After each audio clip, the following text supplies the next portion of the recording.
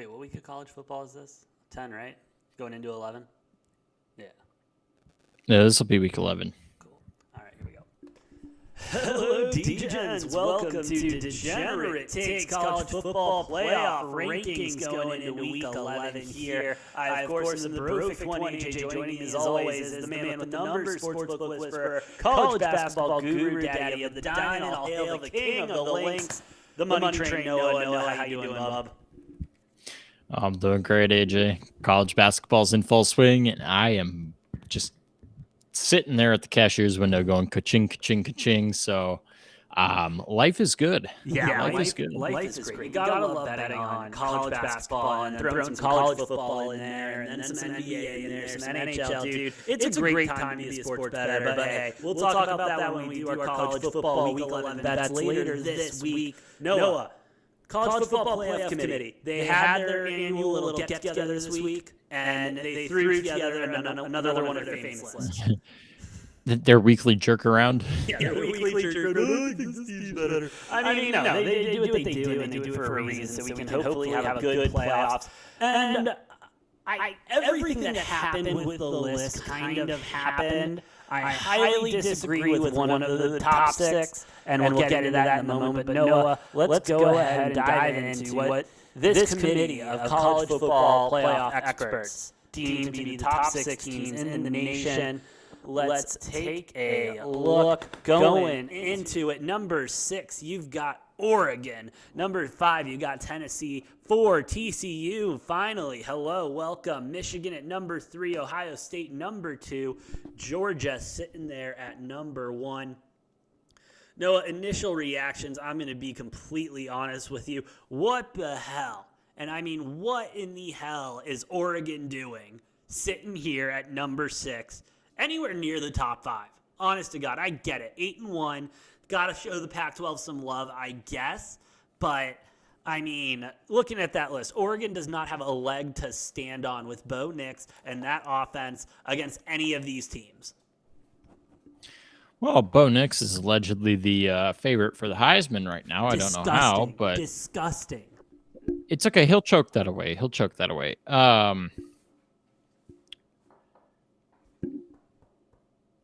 Yeah.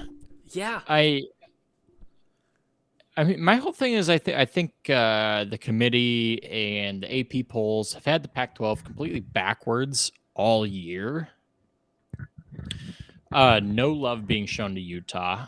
No love being shown to UCLA, despite their performance, as much as I hate to admit that. But the fact that you've got Utah as the 4th highest ranked Pac-12 team, and I get it, they have 2 losses, one where UCLA went in and, UCLA kind of spanked Utah a little bit. And then they lost that game week 1 to Florida, which is kind of bullshit. I blame that on, climate. Yeah. Here's my question. Like, if you're talking about the Pac-12, right? Yeah. Obviously, Oregon has not lost a Pac-12 game yet. They haven't played anybody in the Pac-12, so that's part of it. But they lost 49-3 to Georgia, who is number 1. But 49-3 is inexcusable, if you ask me. Like, and this is what I've said in prior weeks too. If they had lost 49-24, I'm like, okay, that's fine. But you lose 49-3, that looks really bad. And then you move on to USC, UCLA, Utah. UCLA beat Utah. They lost to Oregon. USC lost to Utah, has not played UCLA or Oregon yet. Yeah. And should not have beaten Oregon State. Should have lost that game as well. Tell me how you like. Listen, the bottom line. No. I'm saying I think yes, Oregon might be slightly overrated at number 6 where they are, But you can't sit here and complain about Oregon without complaining about USC being number 8, because that makes absolutely less sense than Oregon being number 6. Noah, we could do a whole podcast on how the College Football Playoff Committee and any playoff committee or rankings team or anything like that doesn't understand the Pac-12 and what these teams actually are. Let me tell you why they don't. Because it's on late as fuck at night, and they sure as hell don't watch them. do not stay up and watch these games. Noah, I agree with you. They don't know what they're doing, and that's why Oregon is sitting here at 6. It is just proof. They see an old SEC name in Bo Nix that's a quarterback there, and they're like, and they're 8-1. Fuck it. They must be the better school. They got an SEC name in there. I mean, and that's why TCU is just now getting an appearance in the top 5. I mean, it's the same shit. It's the brand bias. Don't give me that. Don't give me that. Clemson had been playing like shit all season. They have been getting lucky wins, and then they finally get blown out this weekend, and TCU is right where they should belong. And they're somehow they are number 4 in the fucking country, and they are 7-point dogs going into Texas this weekend. All right? Bookmakers and college football playoffs. Let's start showing this TCU team some respect, damn it. They have deserved it. I'm not going to sugarcoat it. TCU is right where they belong now at number 4. And they're at number 4 because they're 9-0. 9-0 is very impressive. However, TCU has not looked pretty. They have not looked good. They have stumbled their way into a 9-0 record. And that's the reality of it. And that's what the college football playoff is seeing. Now, you had 3 big losses with teams in front of TCU or like parallel to TCU this past week, which is why they've jumped up from 7 to number 4. And it's a waiting game. If they keep stumbling their way to shitty wins, they will keep climbing. Ohio State or Michigan, one of the two of them has to lose. They play each other. Georgia probably won't. So TCU could get up to number 3. They could get up to number 3. And if they win all of their games, they will be number 3. And so, yeah, they might have been, quote unquote, disrespected on their journey along the way. But they'll still be at the end of the season. If they go undefeated, they're going to be where they should be. So, let's stop bitching about it. They have not looked pretty. They have stumbled to a 9-0 record. They have had to come from behind in over half of their games, which is not a pretty look. And I did disagree a little bit with the College Football Playoff Committee, putting them at 7 or whatever they did in the initial one, because they're like, oh, they've been playing from behind too much because other teams have played from behind too. But TCU seems to play from behind every single week, last week included. It'll be interesting if this team can finally play a game where they get an early lead and hold it the entire game.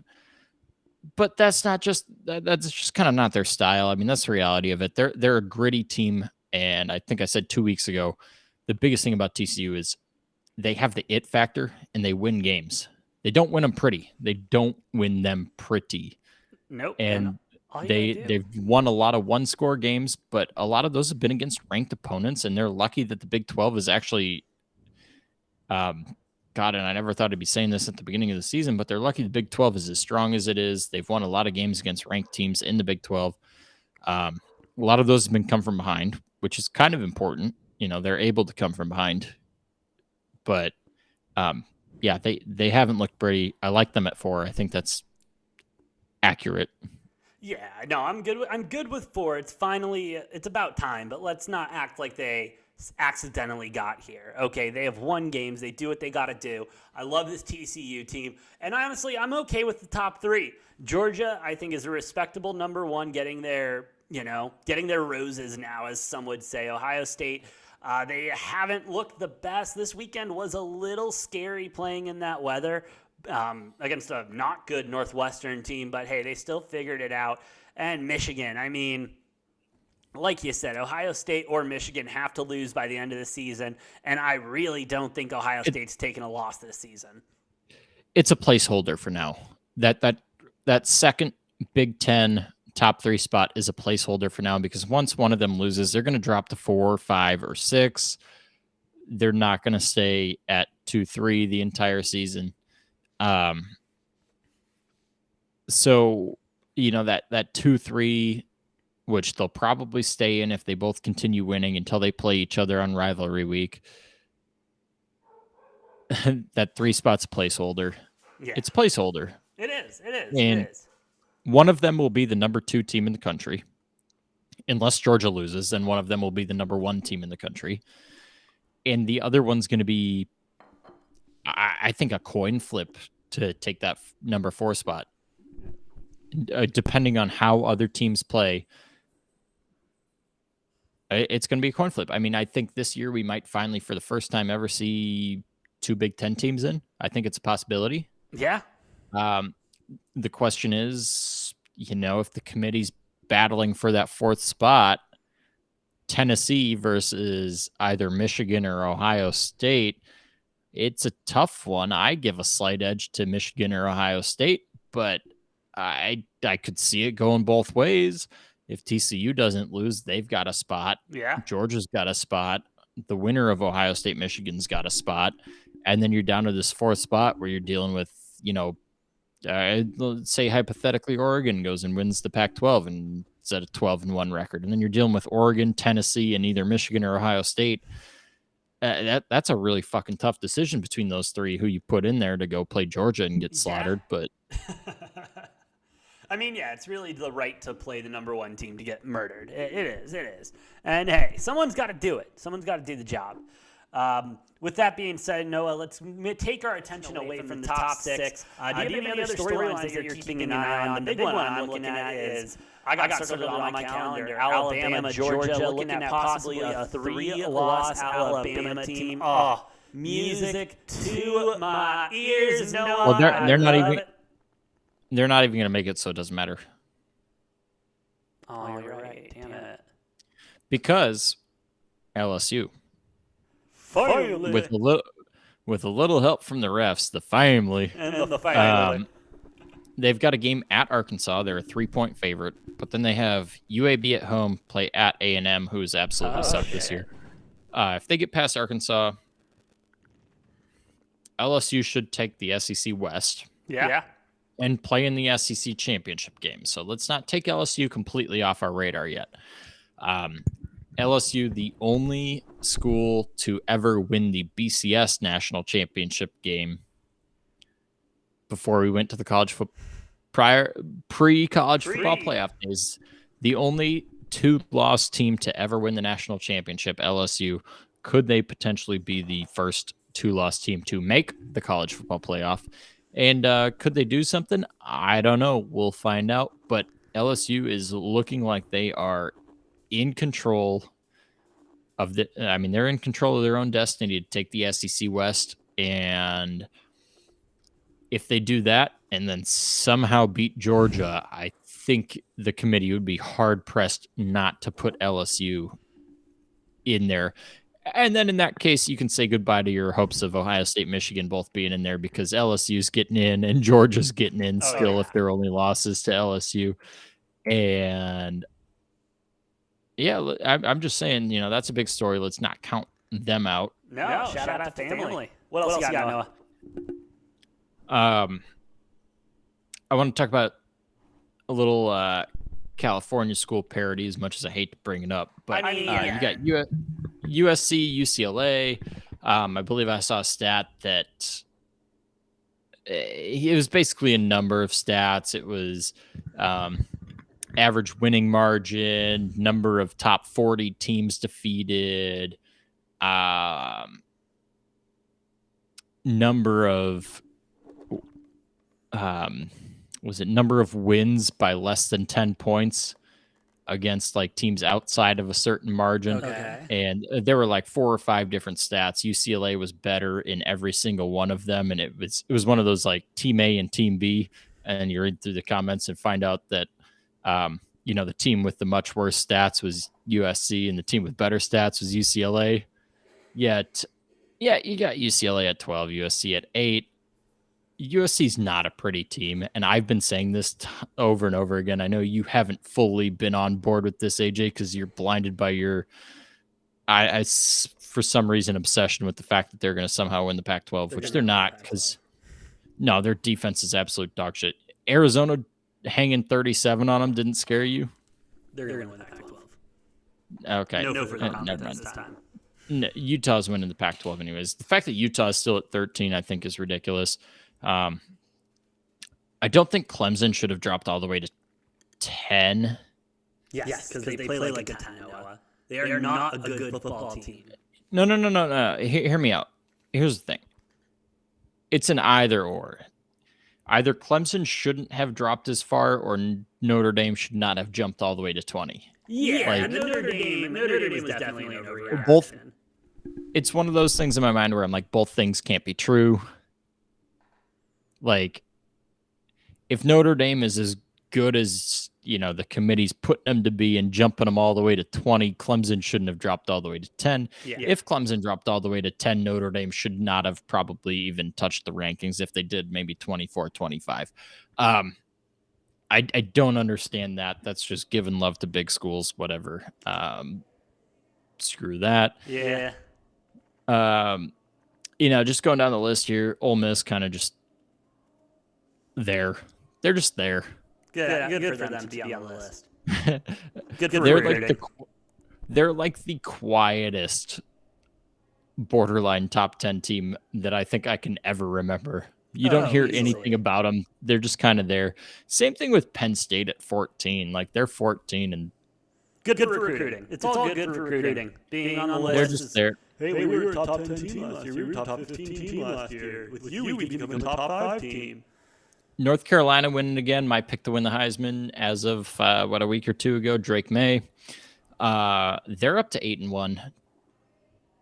And what I was either 1 or 2 weeks ago, I said, don't be surprised if North Carolina wins the ACC. They're sneaky good. I mean, they did not play a good game again, but they're much like TCU. They find a way to fucking win games. Yeah. Hey, as long as you can win games, that's all that matters. That's all that matters. What do you do? You gotta win. Gotta win. Shout out Frank Ray for getting fired for not winning. Anyway. Yeah. And then I guess my only other big thing here on the top 25 list is, what the fuck is Texas doing at 18? Have you not heard Texas is back, Noah? I keep hearing it. I keep waiting for something to happen, but they're 18? I thought that was a typo. I didn't even take it seriously. No, they jumped 6 spots to 18, and they're a full touchdown favorite over TCU. I would just like to thank the sportsbook for that beautiful money line that I will be responsibly slamming this weekend. Responsibly might put 5 units on it. Responsibly. Yeah, responsibly putting an irresponsible wager on them. Exactly. Yeah, that's fucking that's ridiculous. I don't know. But, I do want to point out, keep an eye on the Big Ten West. I will. With Illinois losing to Michigan State last week, Illinois is at 4-2 in the Big Ten. Okay. We have Minnesota, Wisconsin, Iowa, and Purdue all at 3-3. Ooh. If Illinois is to lose to Purdue this next week, and Minnesota beats Northwestern, so long as Iowa and Wisconsin don't lose, Minnesota has the tiebreaker in a 3, 4, or 5 team tiebreaker. So that opens the door for Minnesota should that happen this week, for Minnesota to if they beat Iowa and Wisconsin the following 2 weeks, they could still win it. And the funniest thing, Northwestern still has a statistical chance at winning the Big Ten West. There's not a single team in the Big Ten West out of all 7 of them that is fully statistically eliminated. Northwestern could still force, I think it's a 3 or a 4-way tie if every single possible fucking scenario goes their way, and somehow have the tiebreaker and win it. So, God, gotta love the fucking Big Ten West. I mean, it's so shitty, but it's bad.